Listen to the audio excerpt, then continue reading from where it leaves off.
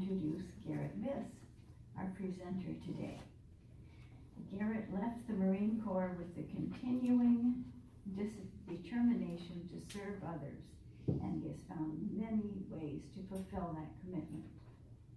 He is a speaker of inspiration, an author of 4 books about giving, and a philanthropist whose organization is called 1 Million Goal, with the mission to provide clean drinking water to 1 million needy souls on planet Earth.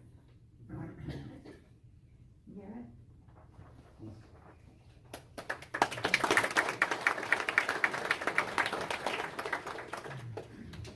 How's it sound? Right. Well, thank you very much for this opportunity this morning.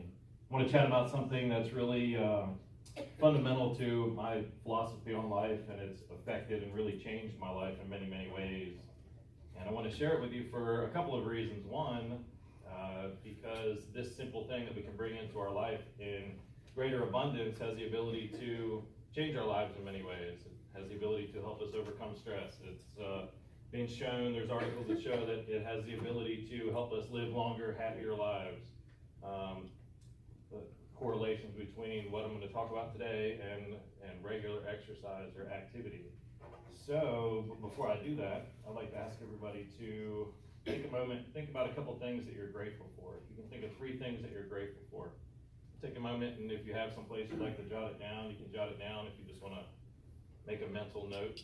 I'm grateful this morning for so many things. Everywhere you look, there's something to be grateful for. I'm grateful for the car that got me here this morning. I'm grateful for the beautiful weather outside and the little bit cooler weather that we've had these last couple days. I'm grateful for this opportunity to come and spend some time with you this morning.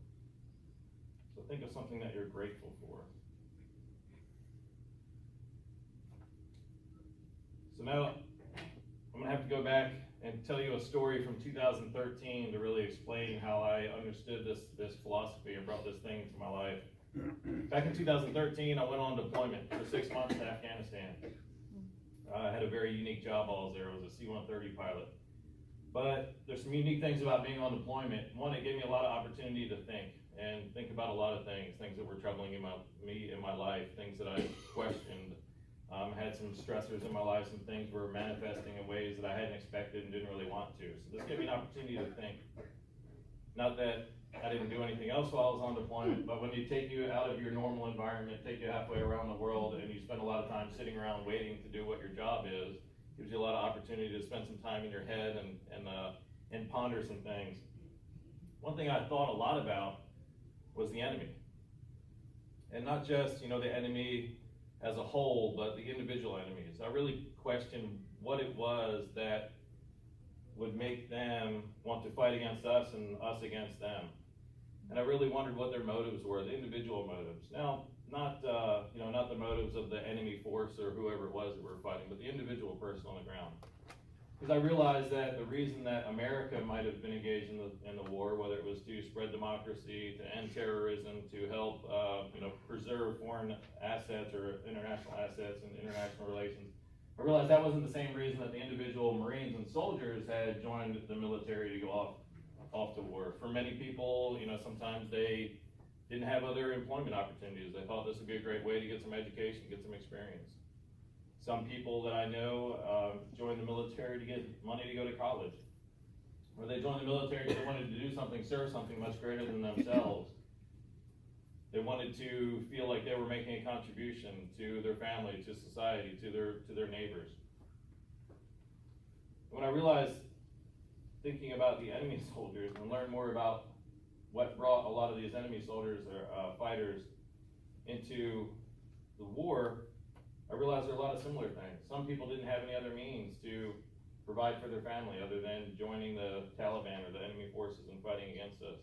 Some people, they were shop owners or farmers, and they had lost their ability to make a living because of collateral damage from the war. So some people picked up arms and chose to fight us because it was the only way that they could support their family.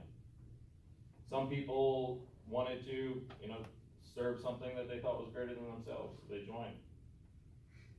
But I realized there was a lot more in common with the American soldiers and the enemy soldiers when you look at the individual and the individual motives.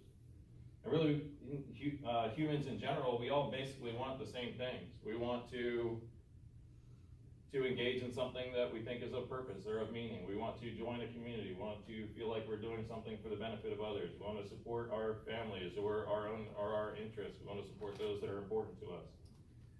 But it's still really hard. I mean, there's still a really big divide between me and the people that I serve with and the uniforms that we wear and the background that we have and those of the enemy soldiers. So one mission that I flew that was particularly influential in my understanding of this human nature was a medevac mission. So one of the things I did as a C-130 pilot is we'd fly medevac missions. And we'd fly them for not just American soldiers and our allied soldiers, but also for Afghan National Army soldiers. Afghan National Army soldiers that were Afghan nationals that were fighting with us and beside us. So because they were fighting with us, they would often get the same benefits of our medical care, of our and our air resources that other Americans would. During this one mission, I was loading. I went back to check on the cargo, which happened to be a couple litter patients of Afghan National Army soldiers, and I looked at these soldiers and I looked in their eyes, and I realized as I looked at these young men, they're 19, 20 years old. They were terrified. They were very frail. They were, young, scared, not sure what was going on, surrounded by a bunch of things that they weren't familiar with. But one thing that was impressed upon me as I looked in their eyes is that this is exactly what those enemy soldiers on the ground look like. And I can look at an American and I can look at an Afghan, a Taliban soldier, and there's a lot of differences. I mean, between our upbringing, between the experiences that we have, between religious influences, between bloodline. But this Afghan National Army soldier that was in the back of my plane, this might be a Taliban soldier's brother. This might be his cousin. This is, he has the same upbringing, he has the same nationality, he has the same, religious influences, community influences, social influences. But there was just one thing, maybe one decision, maybe one experience in between their two lives that took them in vastly different directions. Now one of them was on the ground fighting against Americans, and the other one's in the back of my plane getting, the medical care of the American soldiers. But what I realized it all comes down to is those little experiences that we have and those little decisions that we make along the way that put us at such vast, different places in our life. But I have this conviction that all of us are simply a product of our nature and our nurture. By that I mean the place that we started out in life and the experiences that we've had along our life, which really takes away that divide between how different I can be than somebody else. Because my conviction is that I would be much more like any other person had I been born in their place, the place that they were, and had those same life experiences along the way. Similar beliefs, similar feelings, similar motivations, similar desires for life, which for me created a huge internal conflict. Because if I could be much more like this other person that we're over here fighting against, had I had his same nature and nurture, then how do I justify that, that disparity between us? How do I justify that aggression or whatever it is that we're committing against these enemy soldiers? One concept that I was familiar with, I studied engineering in college, one concept I was familiar with is this thought of inherent simplicity. And inherent simplicity basically says that all effects that we see in the world around us, if you trace the cause of that effect, back to the cause of that effect, and you continue to do like a root cause analysis, you come to a point where there's one single cause for every known effect. And with this thought in mind, I was wondering, between all the differences between me and this Afghan National Army soldier, between all the differences between me and this Taliban soldier on the ground, was there one common thing that really tied us all back together, that was really an essence or core essence of our humanity?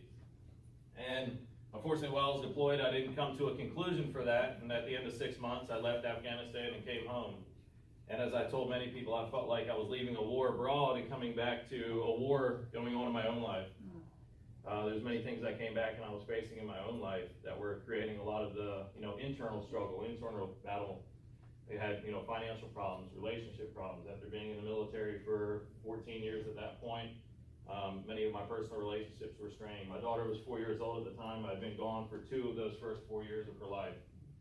I came home to a marriage that was woefully neglected and ultimately came to an end.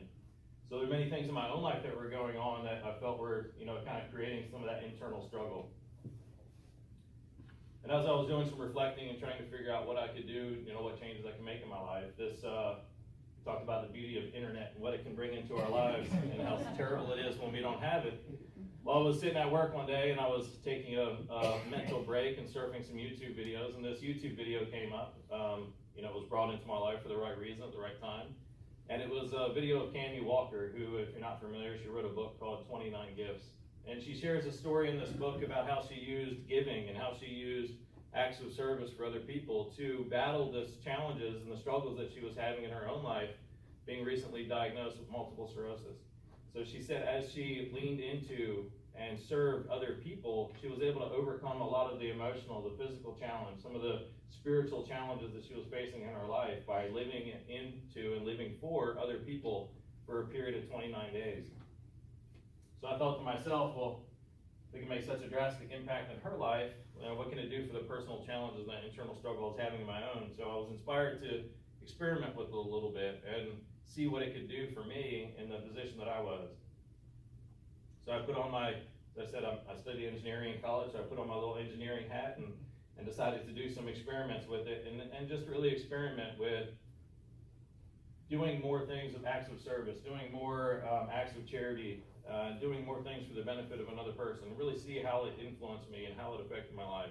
While I was doing that, I was reading a lot about it and trying to figure out what happens in our bodies. Like, why does it feel so good? Why does it enrich our lives so much when we do things for others?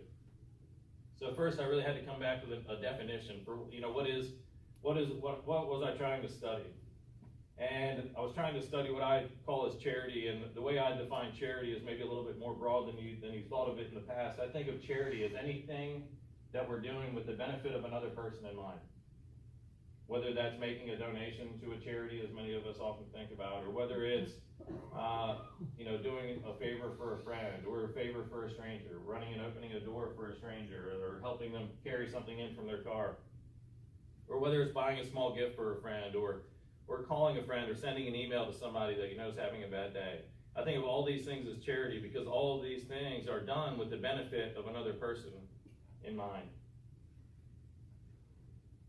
The nature of charity, I think, as a philosopher, somebody thinks about life and thinks about things going on in life a lot. I think of the nature of charity as active gratitude.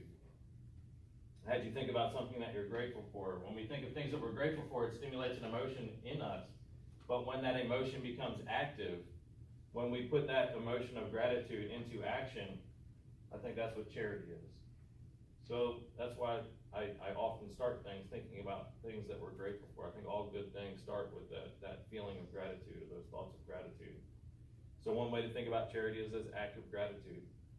Another way to think of charity is, I think it's a manifestation of love. I think it's a kinetic expression of love. Again, love, that's an emotion that we can feel within us. That's something that can warm us and make us feel, put us in that right state, that right frame of mind, that right presence. And that's got the potential to do things, but once we put that love into action through charity, through service, through thinking of other people and doing something with the benefit of them in mind, it becomes kinetic.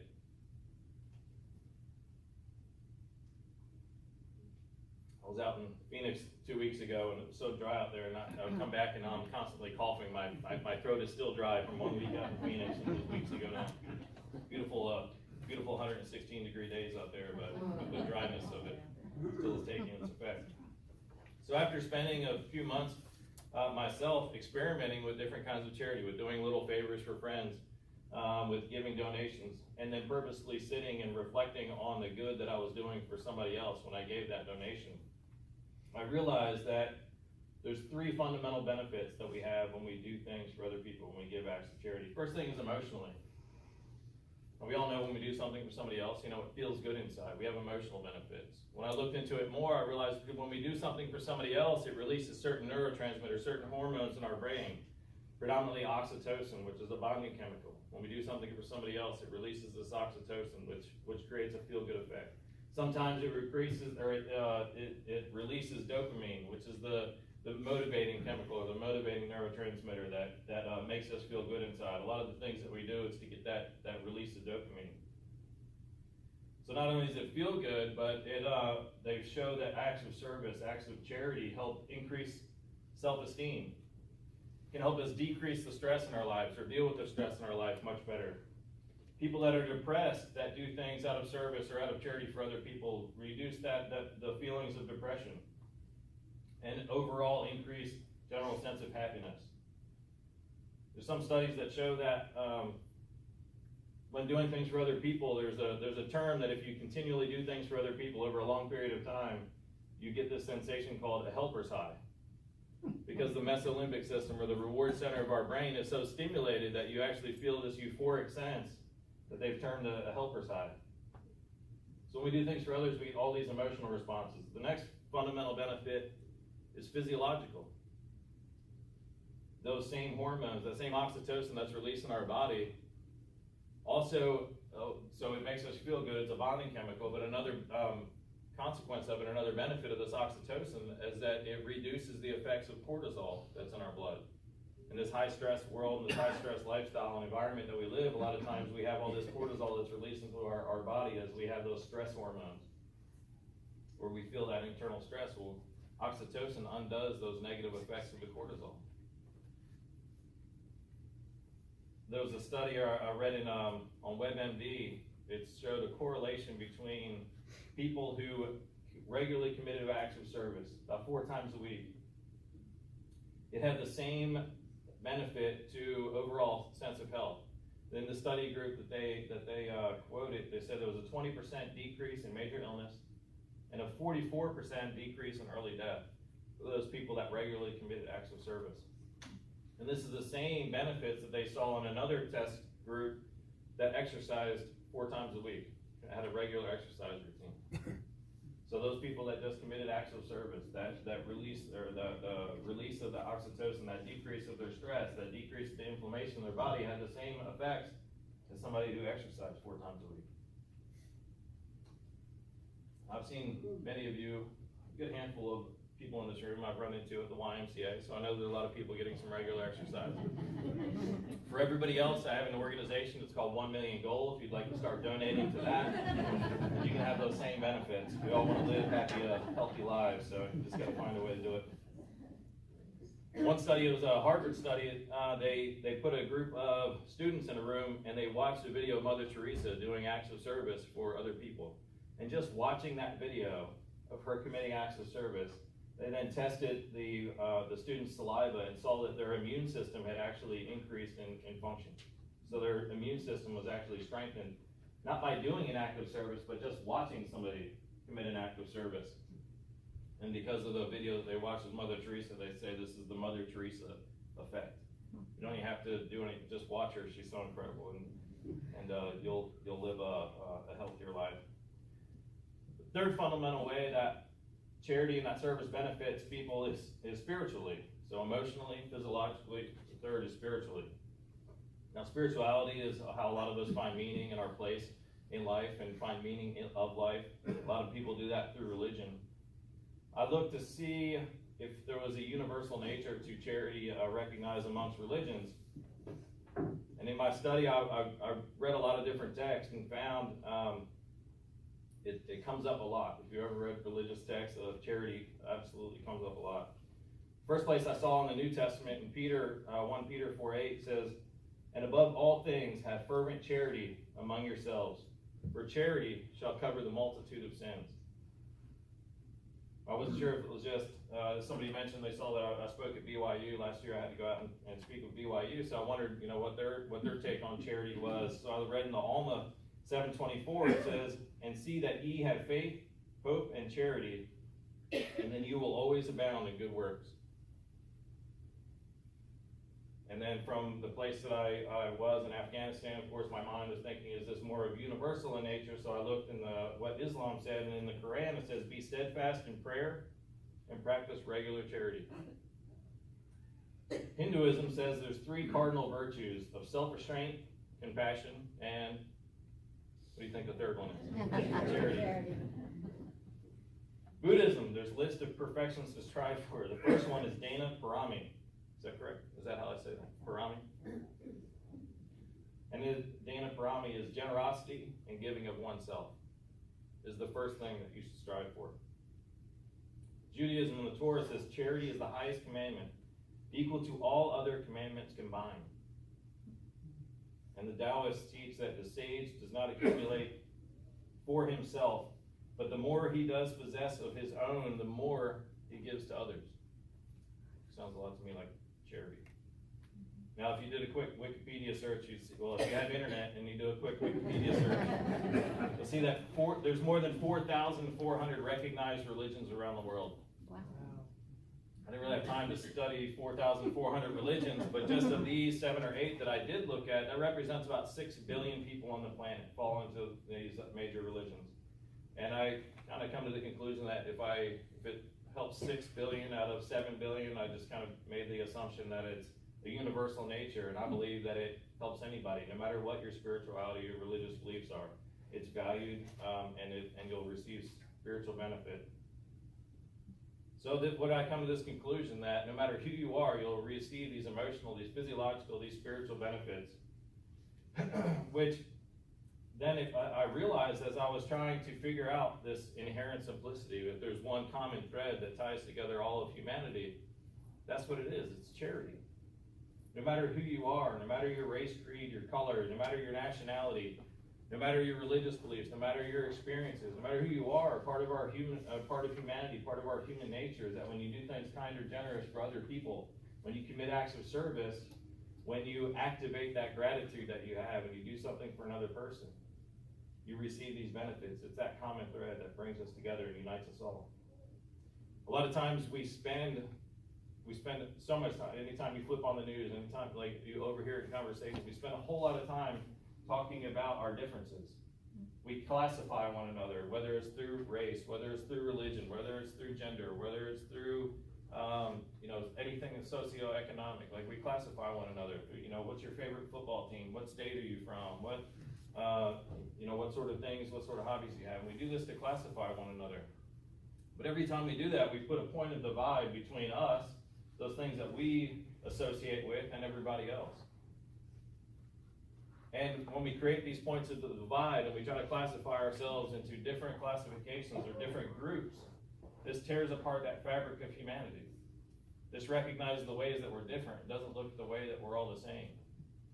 And with a scarcity mindset, with fear for getting enough resources to protect ourselves, those people that are like us, those people that are our loved ones, our neighbors, our family, with a scarcity mindset, I believe that when we classify ourselves, and we look out for those people that are most like us and want to protect us in our future, this fuels a sense of fear that if there's not enough to go around for everybody, if you fall into that, if we fall prey to that thought, as I'm sure we all have at some point, we fall prey to that thought that there's not enough abundance to go around and take care of everybody's needs for everybody's survival, then that stimulates fear that maybe we need to protect those people that we're most like, those people that we classify or associate with.